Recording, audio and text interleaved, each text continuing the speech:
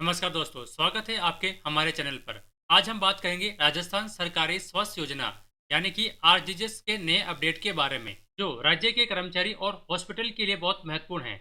इस अपडेट में ओपीडी और आईपीडी सेवाओं से जुड़े हुए कई नए बदलाव किए गए हैं, जैसे कि लाइव फोटो की अनिवार्यता या फिर टीआईडी जनरेट की नई शर्तें और मरीज के पिछले लेन देन का विवरण भी देखने की सुविधा उपलब्ध करवाई गई है। अगर आप भी आरजीएस योजना के लाभार्थी हैं या फिर इससे जुड़े हुए हॉस्पिटल में कार्यरत हैं, तो इस जानकारी को मिस ना करें। वीडियो को अंत तक जरूर देखें और नए अपडेट के लिए हमारे चैनल को सब्सक्राइब जरूर करें। तो देखिए, आपकी स्क्रीन पर राजस्थान सरकार के द्वारा आरजीएस के अंदर जो नया अपडेट आया है उसका ऑप्शनल नोटिफिकेशन जारी कर दिया गया है। अब ये जो नोटिफिकेशन ये दोनों के लिए, हॉस्पिटल के लिए भी है और कर्मचारी के लिए भी है। तो कर्मचारी को भी जानना जरूरी है कि हॉस्पिटल में क्या क्या अपडेट आया है, ताकि जब आप लोग हॉस्पिटल में जाओ तब आप लोगों को किसी भी प्रकार की कोई दिक्कत का सामना नहीं करना पड़े। तो इस नोटिफिकेशन के अनुसार आरजीएसएस पोर्टल को अपग्रेड करने और जो लाभार्थी और जो संबंधित हॉस्पिटल है के सुचारू के संचालन सुनिश्चित करने हेतु एक नया सिस्टम अपडेट किया गया है, जिसको हम बोलते हैं बेनिफिशियरी आइडेंटिफिकेशन सिस्टम। और इसी के साथ में एक और नया सिस्टम अपडेट हुआ है, टीएमएस यानी कि ट्रांजिशन मैनेजमेंट सिस्टम को यहाँ पर अपडेट किया गया है। और ये क्या चीजें अपडेट की गई है उसकी जानकारी हम लोग देखते हैं। तो सबसे पहला पॉइंट है बेनिफिशियरी आइडेंटिफिकेशन सिस्टम के बारे में। तो अब इस सिस्टम के अनुसार आप लोगों को जब भी आप हॉस्पिटल में जाएंगे, चाहे आप ओपीडी के लिए जा रहे हो, चाहे आईपीडी के लिए जा रहे हो, चाहे आपके डे केयर के लिए जा रहे हो, तब आप लोगों की लाइव फोटो खींची जाएगी। अब ये जो लाइव फोटो खींची गई है, ये फोटो जो आप लोगों को हॉस्पिटल से पर्ची मिलेगी, उस पर्ची पर भी आप लोगों की फोटो उसके अंदर आएगी। सेकंड वाले पॉइंट के अनुसार जो बीआईएस है यानी कि बेनिफिशियरी आइडेंटिटी सिस्टम के अनुसार, यदि आप लोग किसी हॉस्पिटल के अंदर एडमिट हैं या फिर ऐसी स्थिति में आप लोग नया बीएससी अपडेट नहीं कर सकते हैं, यानी कि आप लोग नई ओपीडी जनरेट नहीं कर सकते हैं। और आप लोग ओपीडी टीआईडी तब तक जनरेट नहीं कर पाएंगे यदि हॉस्पिटल के अंदर यानी कि प्राइवेट हॉस्पिटल में यदि ओपीडी बैलेंस 135 रुपए से कम है, तो ओपीडी टीआईडी आईडी जनरेट नहीं कर सकते हैं। आईपीडी और टेक केयर यानी कि जब आप लोग हॉस्पिटल में एडमिट हैं, तो इसके लिए दो अपडेट हैं। पहला अपडेट तो ये है कि जब तक आप लोगों को प्री ऑथराइजेशन स्वीकृत हो चुका है लेकिन आप लोग एडमिट नहीं हुए हैं, यानी कि भर्ती प्रक्रिया पूरी नहीं हुई है, तब तक आप लोग नया बीएससी अपडेट नहीं कर सकते, यानी कि उसको जनरेट नहीं कर सकते हैं। या फिर मरीज किसी दूसरे हॉस्पिटल में या फिर उसी संस्था में अगर भर्ती हैं और अभी तक यदि डिस्चार्ज नहीं हुआ है, तब आप लोग पीएससी सिस्टम पर टीआईडी आईडी जनरेट नहीं कर सकते हैं। अगला पॉइंट है, जब आप लोग ओपीडी पर दिखाने के लिए जाते हैं, वहां पर जो रिसेप्शन पर बैठे जो कर्मचारी हैं, यदि वो बीएससी ट्रांजेक्शन आईडी बना देते हैं और उसको ड्राफ्ट में सेव नहीं करते हैं, यानी कि उसको सेव नहीं करते हैं, तो वो 72 घंटे के बाद में ऑटोमेटिक आरजीएस सिस्टम से डिलीट हो जाएगी। इसी तरह से यदि आप लोग एडमिट हो चुके हैं डे केयर या फिर आप लोग एक दिन के लिए वहां पर रुके हुए हो, तो पीएससी ट्रांजेक्शन आईडी वो जनरेट करेगा और यानी कि प्री ऑथराइजेशन रिक्वेस्ट को यदि वो सेव नहीं करेगा, तो वो भी 72 घंटे के बाद में आईजीएस सिस्टम से डिलीट हो जाएगी। यानी कि हॉस्पिटल वालों को 72 घंटे के अंदर उस जो आपने रिक्वेस्ट जनरेट करवाई है, ट्रांजेक्शन आईडी जनरेट करवाई है, उसको सेव करना जरूरी है। अब आप लोग ओपीडी के लिए हॉस्पिटल में गए और जिस डॉक्टर को आप लोगों को दिखाना था, वो डॉक्टर अभी छुट्टी पर है, उस दिन नहीं आया है, वो लीव पर है, और आपने उस डॉक्टर की यदि पर्ची बनवा ली है, तो ऐसी स्थिति में भी टीआईडी आईडी जनरेट नहीं होगी। तो इसका आप लोगों को विशेष रूप से ध्यान में रखना है।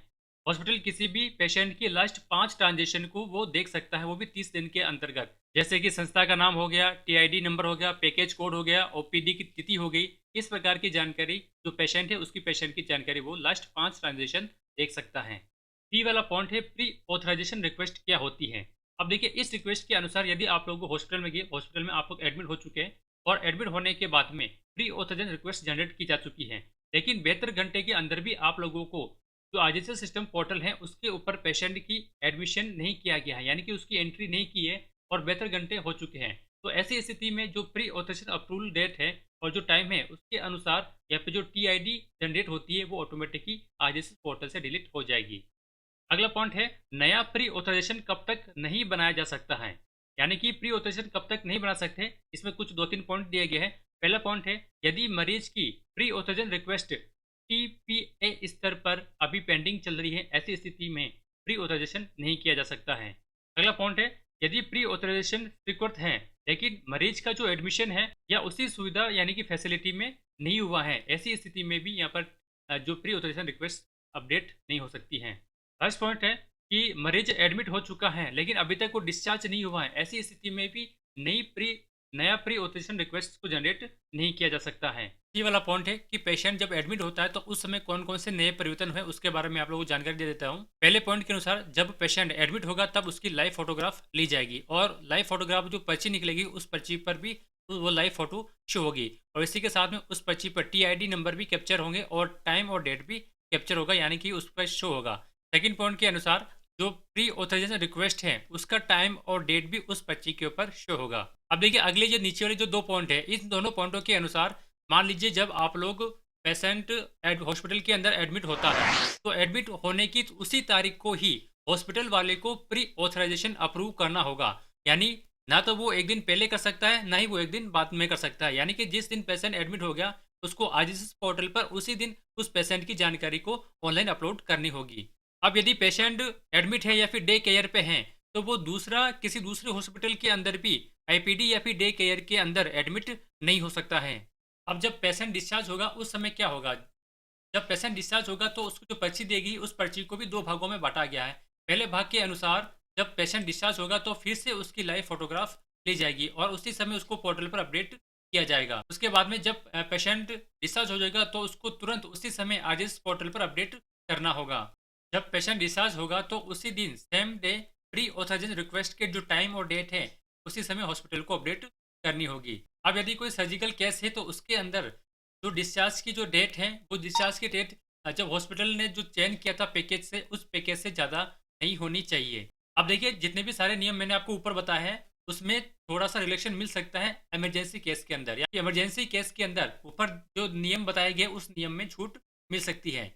अब कुछ समय बाद में आप लोगों को अभी तो लाइव फ़ोटो हो रही है, लेकिन कुछ ही समय बाद आरजीएसएस एप्लीकेशन के अंदर आधार बेस्ड बायोमेट्रिक होगा, यानी कि आपका अंगूठा लगेगा और उसके ज़रिए ओपीडी, आईपीडी और डे केयर की एंट्री हो पाएगी। तो आरजीएसएस से संबंधित जो नया अपडेट आया है, उसकी जानकारी मैंने आप लोगों को यहाँ पर दे दी है। इससे संबंधित यदि और भी कोई डाउट हो तो इस वीडियो के कमेंट बॉक्स में आप लोग पूछ सकते हैं।